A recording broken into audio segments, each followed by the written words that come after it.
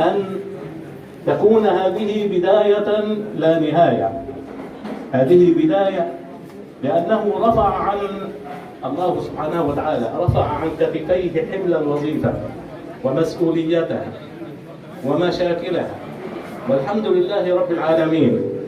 كانت هناك فترة كانت الإدارة الزراعية كلها ليس فيها من يحل المشاكل الفترة الأخرين إلا الأستاذ محمد كفوس. كان فيه اللي بيهدم وده الوحيد اللي وراه بيبني، ولذلك نال حب المجموعة التي في العمل والمجموعة التي خرجت من العمل. لذلك نذكره جميعا بما هو له أهله: خلق فاضل، خلق دنف، كلام طيب، وجه بش، وجه ضاحك، عمل صالح، يعمل للخير وفي الخير وإلى الخير، ولا نزكيه على الله سبحانه وتعالى. ولذلك قبل أن أختم هذه الكلمة ولا أطيل، أقول له وأهمس في أذنه وفي آذاننا جميعا أن اليوم الذي لا يمر كما قال لنا رسول الله صلى الله عليه وسلم فإنه لا يعود، فلنغتنمه حتى لا نندم عليه. يا عبد الحاج هذا الكلام الطيب، طبعا هو بيقول لي 4 يشهدوا للاستاذ محمد، عدد كبير بيشهد، عدد وانا عليه الجامع بس عليه في الدرجه الجامع. ربنا يكرمك، ربنا يكرمك، ونرجو من الله ان نجد من يشهد لنا.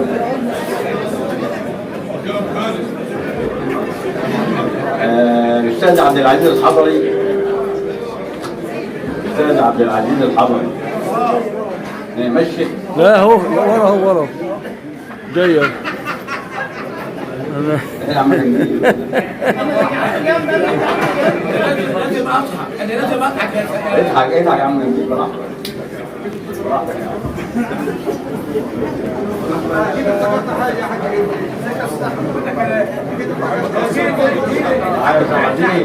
عايزين تقولوا انت نسيت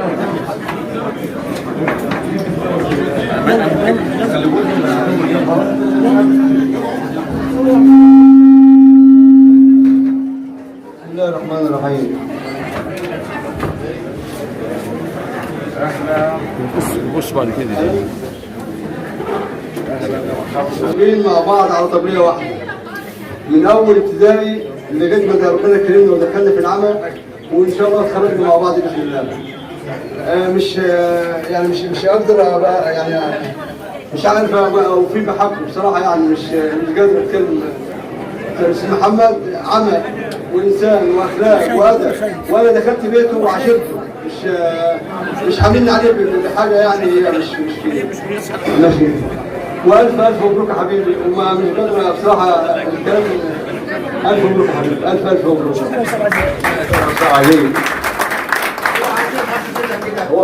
هو في كلام جواه مش يعني مش راضي يطلع. اي الاخ الفاضل الحاج عبد المجيد جدومه رئيس مجلس اداره جمعيه كفر سالم هيشرفنا بكلمه.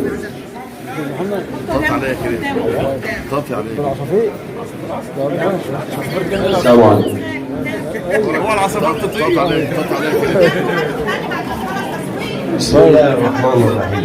السيد المهندس محمد كفوس قسم التشريعات بالإدارة الزراعية الوسيلة، بعد التحية بالأصالة عن نفسي وبالنيابة عن جمعية كفر سالم الزراعية نقدم خالص التهنئة لمعالي الأستاذ المهندس محمد كفوس ببلوغ سن المجد، وكم نحن مسرورون ببلوغك سن المجد وأنت بكامل الصحة، إذ ذات الوقت نعلم إنه بخلوك للمكان فقد تركت فراغا هائلا كبيرا بالإدارة الزراعية.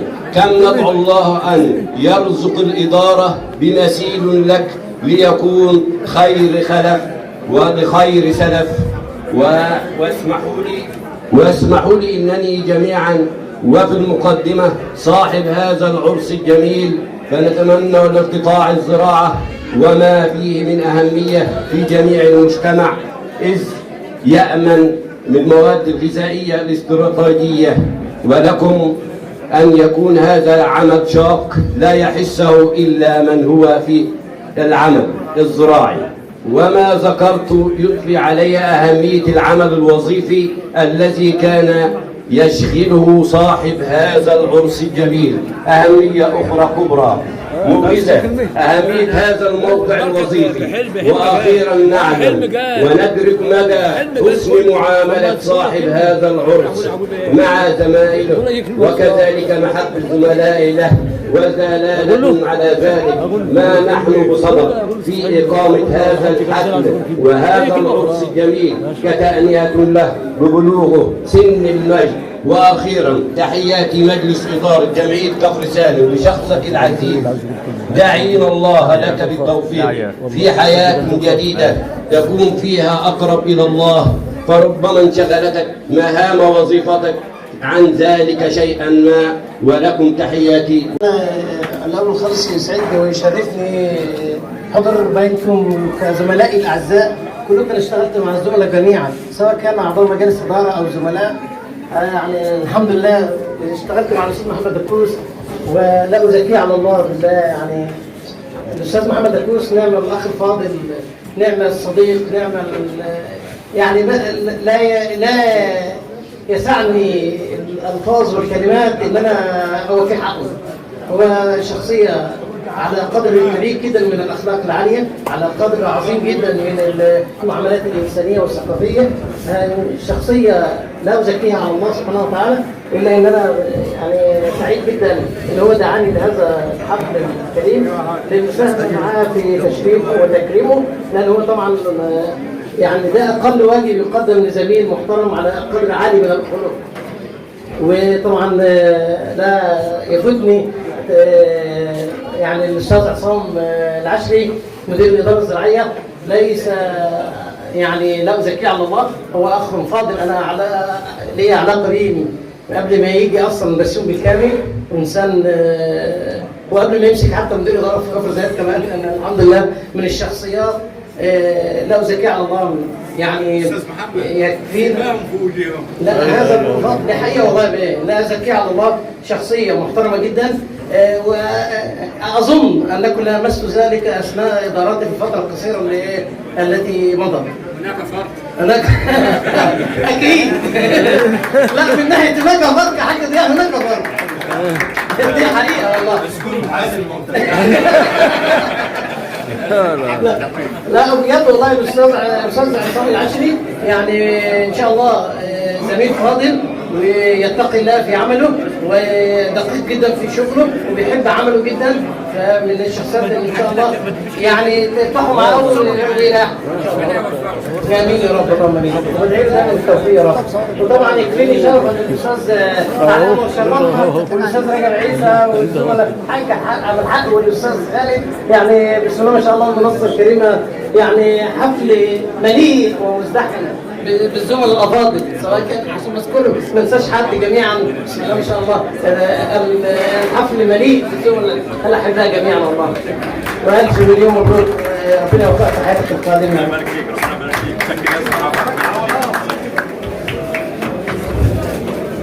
شكرا استاذ محمد موسى على الكلام الطيب. هنسمعوا كلمه من اخينا الفاضل الاستاذ رجب عيسى. استاذ رجب ايوه ماشي يا ريس. بسم الله الرحمن الرحيم، والصلاة والسلام على أشرف المرسلين سيدنا محمد النبي الأمي وعلى آله وصحبه أجمعين.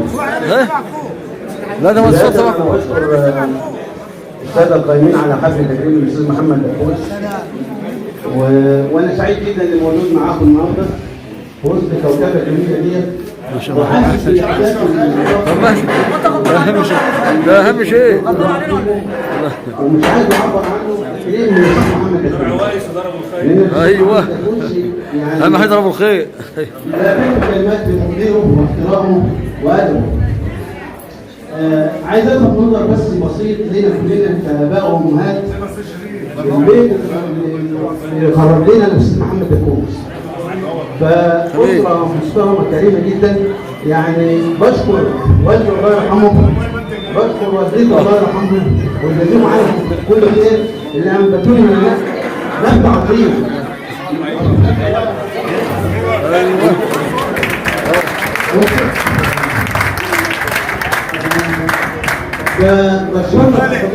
يا غنيه ايوه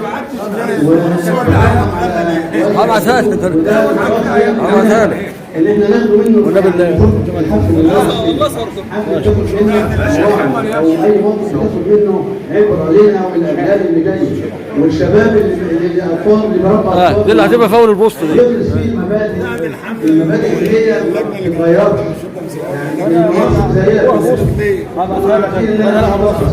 ابتديت عن ان انا عارف لازم امسك هي ماشيه هي الغدا كده فلازم نعمل اليوم اللي احنا ما تيجي تقول كلمه صح. تعال قول كلمه. تعال قول كلمه. لا لا خليه يقول لك في كل الصفات العظيمه تعال قول كلمه على حبابنا ان هو كل الناس تحبه كلنا مجمعين. باشا نورتنا والله الله يخليك. انا كنت مدير اداره كان سنه ليا حضرتك كان لما يبقى في حاجه صعبه اي حاجه موقف لا انت الاستاذ محمد دكتور وانتوا عارفين الوضع ده. فنعم اخ ونعم صديق. مش عايز اقول لكم يعني انا مش قلت لكم كلمات مهما اتكلم مش هتعبر عن الداخلي بالنسبه للاستاذ محمد دكوس. وشرف لينا جميعا، شرف لينا جميعا ان احنا نحضروا حفل تكريمه. بشكركم جميعا وكل سنه وانتم طيبين وكل عام وانتم بخير والسلام عليكم ورحمه الله وبركاته.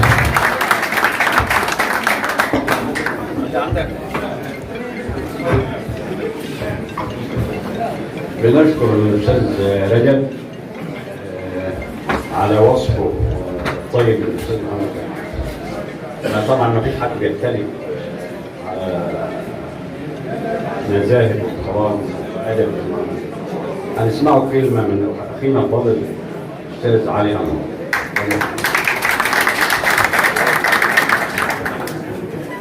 معلش انا بسم الله الرحمن الرحيم والصلاة والسلام على أشرف المرسلين سيدنا ونبينا محمد عليه وعلى آله وصحبه أجمعين.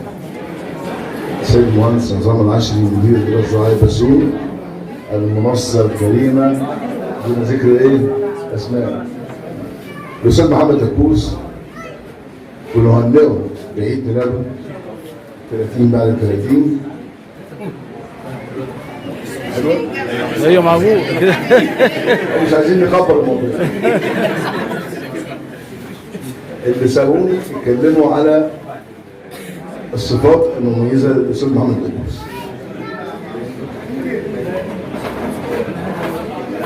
جبت ولا انا شايف الصفات موجوده عندكم.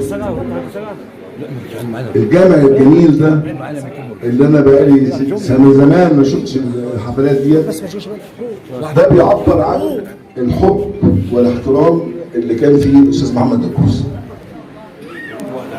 مش ممكن في ناس استحاله انها تبقى موجوده في اي حفله. الحب هو اللي مخلي العلاقات الانسانيه جميله، والاحترام المتبادل بين الاستاذ محمد وحضراتكم هو ده اللي بيعبر عنه الحضور الجميل ده. صورنا عشان انا ما صورتش. لو اتكلمنا عن الاستاذ محمد هيطول الشرح. الاستاذ محمد ماشي الاخلاق والاحترام والادب.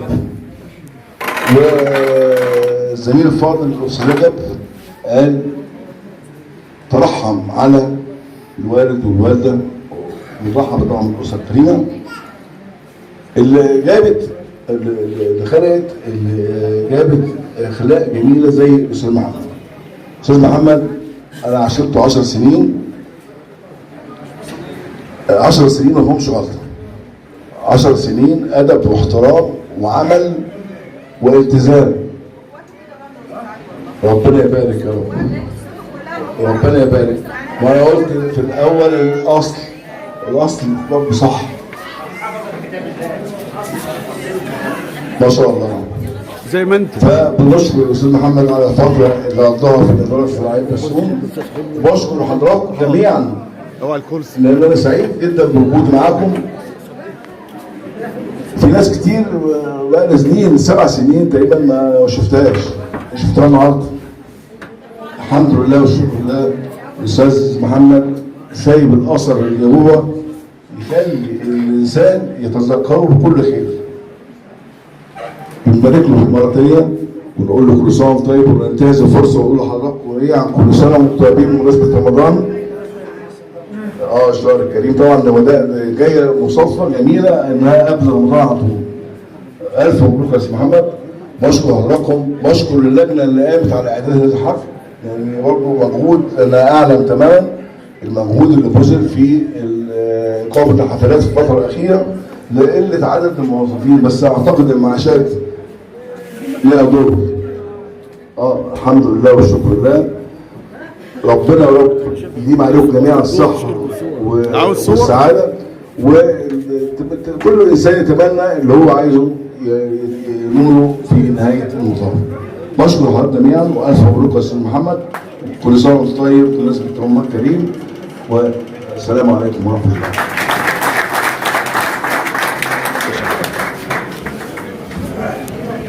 كان نفس علي على